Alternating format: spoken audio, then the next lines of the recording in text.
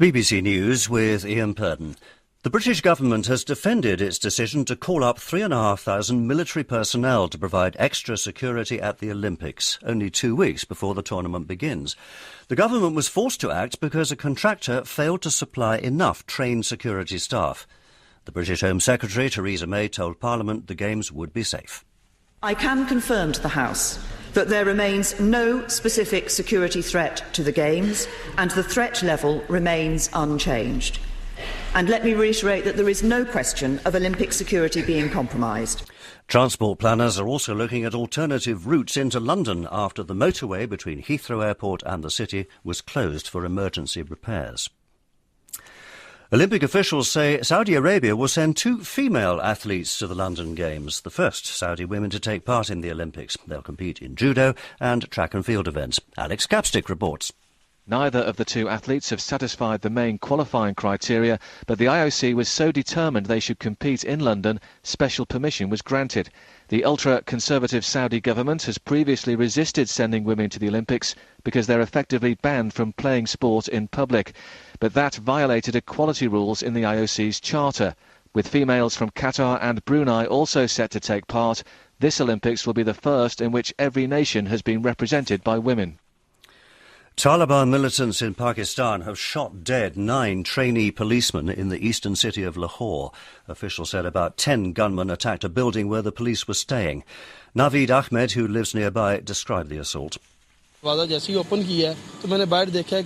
I opened the door, I saw 2 motorcycles parked here and one over there. I saw 5 or 6 men firing their guns as they entered the house. One man stood outside for a while, and then he also started firing and went inside. They kept firing for 12 or 13 minutes.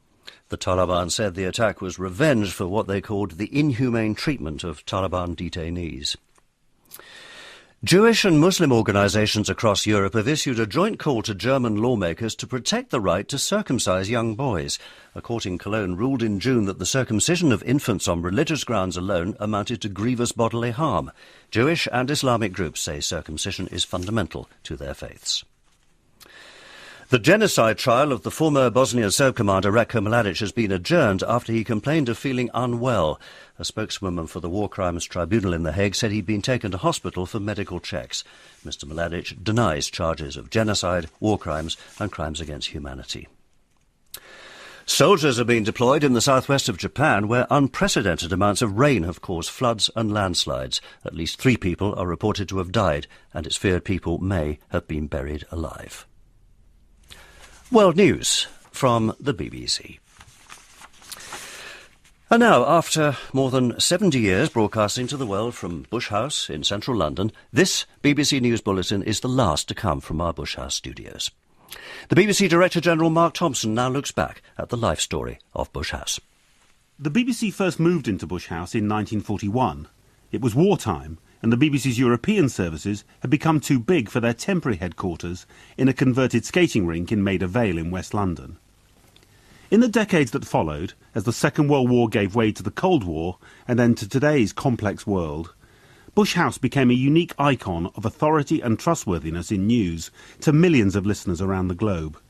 Often the World Service and the BBC's language services were the only source of reliable information available to listeners. In some countries, that's still largely true today.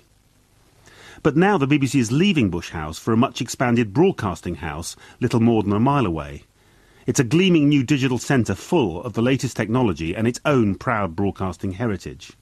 The language services have already made the move, and this news bulletin for the English Language World Service is the very last BBC broadcast from Bush House.